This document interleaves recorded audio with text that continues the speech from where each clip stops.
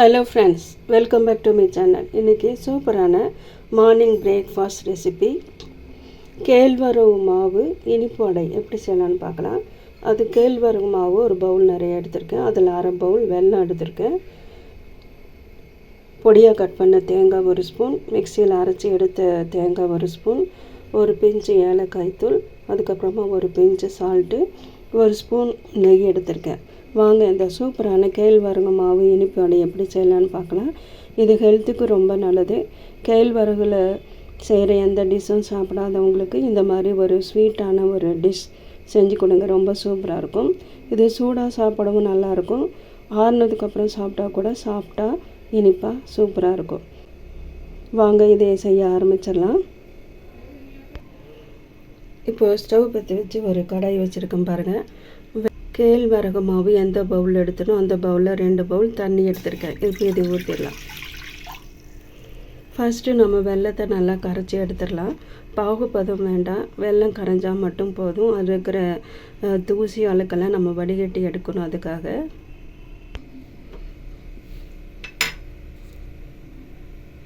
தண்ணி கொதிக்க ஆரம்பிக்குது பாருங்கள். இப்போ வெல்லம் போட்டுடலாம்.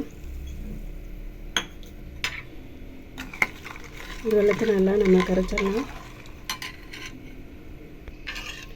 வெல்லம் நல்லா கரைஞ்சிருச்சு பாருங்கள். இதையே ஒரு வடிகட்டி வச்சு நம்ம வடிகட்டிடலாம். பாருங்கள், நல்லா வடிகட்டியாச்சு.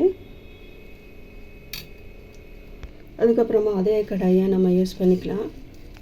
வெள்ளை தண்ணி இதில் ஊற்றிடலாம்.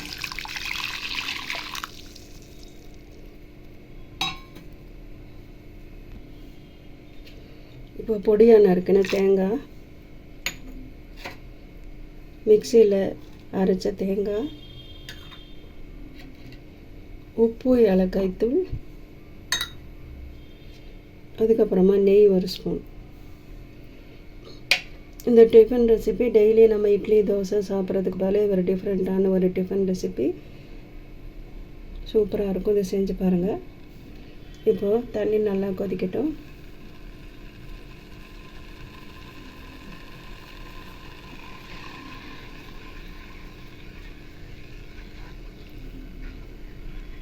உங்களுக்கு நெய் வேண்டான்னா நீங்கள் ஆயில் ஒரு ஸ்பூன் நீங்கள் ஆட் பண்ணிக்கலாம்.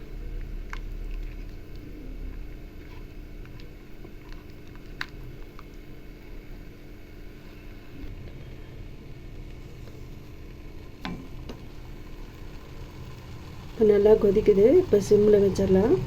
சிம்மில் வச்சுட்டு மாவு போட்டு நீங்கள் மிக்ஸ் பண்ணலாம். இல்லைன்னா ஆஃப் பண்ணிவிட்டு கூட நீங்கள் இந்த மாவு போட்டு மிக்ஸ் பண்ணிடலாம். நான் இப்போ ஆஃப் பண்ணிவிட்டு தான் இந்த மாவை நான் மிக்ஸ் பண்ண போகிறேன். இப்போது கொஞ்சம் கொஞ்சமாக போட்டு மிக்ஸ் பண்ணிடலாம்.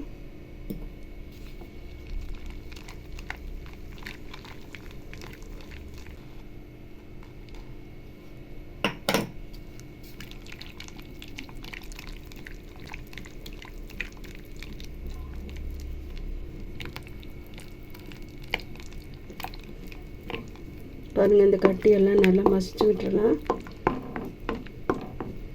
மசிச்சு விட்டு மீதி இருக்கிற மாவையும் போட்டு நல்லா மிக்ஸ் பண்ணிடலாம். மாவை நல்லா மிக்ஸ் பண்ணிவிட்டு இப்போ நான் ஸ்டவ் பற்ற வச்சு சிம்மில் வச்சிடறேன். சிம்மில் வச்சுட்டு இதை கொஞ்சமாக இதை மிக்ஸ் பண்ணிடலாம். உங்களுக்கு மாவு கட்டிப்படுற மாதிரி இருந்துச்சுன்னா ஒரு விஸ்க் வச்சு நல்லா மிக்ஸ் பண்ணிட்டிங்கன்னா கட்டிகள் இருக்காது. பாருங்கள், இப்போ நான் சிம்மில் வச்சு தான் நான் அதை மிக்ஸ் பண்ணுறேன். கொஞ்சமாக சிம்மில் வச்சு இதை மிக்ஸ் பண்ணிடலாம்.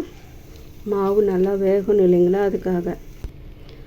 மாவு நல்லா மிக்ஸ் பண்ணியாச்சு. இப்போ நான் ஸ்டவ் ஆஃப் பண்ணிடுறேன். ஆஃப் பண்ணிவிட்டு ஒரு பாத்திரம் இல்லைன்னா ஒரு பேசன் ஒரு தட்டில் போட்டு இதையை ஆற வச்சிடலாம். பாருங்கள், இந்த பாத்திரத்தில் போட்டு தான் ஆற வைக்க போகிறேன். பாருங்கள், பாத்திரத்தில் போட்டாச்சு. கையில் தண்ணி தொட்டுட்டு இது மாதிரி நீங்கள் வச்சு பார்த்திங்கன்னா கையில் ஒட்டக்கூடாது. இது ஆறணும். ஆறுனதுக்கப்புறமா இந்த சூப்பரான இனிப்பு வடை செஞ்சிடலாம். இது 2 பேர் சாப்பிட்ற அளவுக்கு இருக்கும். இன்னும் நீங்கள் உங்களுக்கு அதிகம் வேணும்னா நீங்கள் மாவு அதிகப்படுத்திக்கோங்க. கேழ்வரகு மாவு கொஞ்சம் போட்டாலே நமக்கு நிறையா கிடைக்கும். இப்போது அடை மாதிரி தட்டுறதுக்கு நான் பாலித்தீன் ஷீட் கவர் தான் எடுத்திருக்கேன். உங்கள்கிட்ட வந்து வாழை இலை இருந்தால் கூட நீங்கள் எடுத்துக்கலாம். இது மாதிரி ஒரு ஷீட் எடுத்திருக்கேன். இதில் மேலே கொஞ்சம் எண்ணெய் தடவிக்கலாம். அப்போ தான் ஒட்டாமல் நமக்கு எடுக்கிறதுக்கு வரும். அதனால் எண்ணெய் தடவிக்கிட்டேன். உங்களுக்கு நெய் வேணால் நெய் தடவிக்கலாம். இப்போ தேவையான அளவு உருண்டை ஒன்று எடுத்திருக்கேன். உங்களுக்கு எவ்வளோ அளவில் உருண்டை வேணுமோ அந்த அளவில் எடுத்துக்கலாம். கையில் லேசாக எண்ணெய் இல்லைன்னா தண்ணி தொட்டுட்டு நம்ம இது மாதிரி அடை மாதிரி நம்ம ரெடி பண்ணிவிட்டு தோசைக்கல் ஹீட் பண்ணி வச்சுட்டேன். இப்போ தோசைக்கல் மேலே போட்டாச்சு. இப்போ கொஞ்சமாக எண்ணெய் ஊற்றிடலாம். இது நல்லா வேகட்டும். இப்போ சைடில் கொஞ்சமாக எண்ணெய் ஊற்றிக்கலாம்.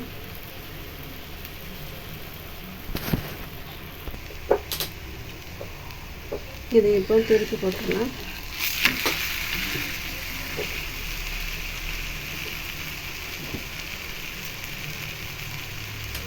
இதே கேழ்வரகு அடையை காரம் போட்டு கூட நம்ம செய்யலாம். அது சூப்பராக இருக்கும். காரம் போட்டு செய்யும்போது முருங்கைக்கீரை போட்டு செஞ்சு பாருங்கள், அவ்வளோ சூப்பர் டேஸ்ட்டாக இருக்கும். பாருங்கள், இது ரெடி ஆகிடுச்சு. இது மாதிரி நமக்கு எவ்வளோ தேவையோ அவ்வளோ அடைய